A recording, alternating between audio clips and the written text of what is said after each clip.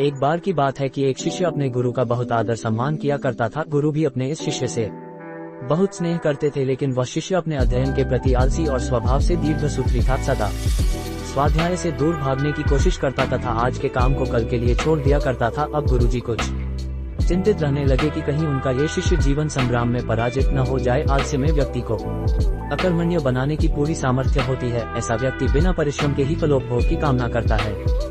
वह शीघ्र निर्णय नहीं ले सकता और यदि ले भी लेता है तो उसे कार्यान्वित नहीं कर पाता। यहाँ तक कि अपने पर्यावरण के प्रति भी सजग नहीं रहता है और न भाग्य द्वारा प्रदत्त सुअवसरों का लाभ उठाने की कला में भी प्रवीण हो पाता है। उन्होंने मन ही मन अपने शिष्य के कल्याण के लिए एक योजना बना ली। एक दिन एक काले पत्थर का एक टुकड़ा उसके हाथ में देते हुए गुरुजी ने कहा, मैं तुम्हें ये जादुई पत्थर का टुकड़ा 2 दिन के लिए देकर कहीं दूसरे गांव जा रहा हूँ। जिस भी लोहे की वस्तु को तुम इससे स्पर्श करोगे वह स्वर्ण में परिवर्तित हो जाएगी, पर याद रहे कि दूसरे दिन सूर्यास्त के पश्चात मैं इसे तुमसे वापस ले लूंगा। शिष्य इस सुअवसर को पाकर बड़ा प्रसन्न हुआ, लेकिन आलसी होने के कारण उसने अपना पहला दिन ये कल्पना करते करते बिता दिया कि जब उसके पास बहुत सारा स्वर्ण होगा तब वह कितना प्रसन्न, सुखी, समृद्ध और संतुष्ट रहेगा। इतने नौकर चाकर होंगे कि उसे पानी पीने के लिए भी नहीं उठाना पड़ेगा। फिर दूसरे दिन जब वह प्रातःकाल जागा, उसे अच्छी तरह से स्मरण था कि आज स्वर्ण पाने का दूसरा और अंतिम दिन है। उसने मन में पक्का विचार किया कि आज वह गुरुजी द्वारा दिए गए काले पत्थर का लाभ जरूर उठाएगा। उसने निश्चय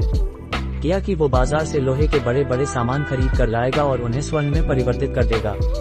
दिन बीतता गया, पर वह इसी सोच में बैठा रहा कि अभी तो बहुत समय है, कभी भी बाजार जाकर सामान लेता आएगा। उसने सोचा कि अब तो दोपहर का भोजन करने के पश्चात ही सामान लेने निकलूंगा, पर भोजन करने के बाद उसे विश्राम करने की आदत थी और उसने बजाय उठ के मेहनत करने के थोड़ी देर आराम करना उचित समझा।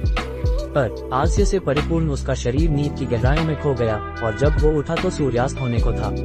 अब वह जल्दी जल्दी बाजार की तरफ भागने लगा, पर रास्ते में ही उसे गुरुजी मिल गए। उनको देखते ही वह उनके चरणों पर गिरकर उस जादुई पत्थर को एक दिन और अपने पास रखने के लिए याचना करने लगा, लेकिन गुरुजी नहीं माने और उस शिष्य का धनी होने का सपना चूर चूर हो गया। पर इस घटना की वजह से शिष्य को एक बहुत बड़ी सीख मिल गई। उसे अपने आलस्य पर पछतावा होने लगा। वह समझ गया कि आलस्य उसके जीवन के लिए एक अभिशाप है और उसने प्रण किया कि अब वो कभी भी काम से जी नहीं चुराएगा और एक कर्मठ, सजग और सक्रिय व्यक्ति बनकर दिखाएगा। मित्रों, जीवन में हर किसी को एक से बढ़कर एक अवसर मिलते हैं, पर कई लोग इन्हें बस अपने आलस्य के कारण गंवा देते हैं।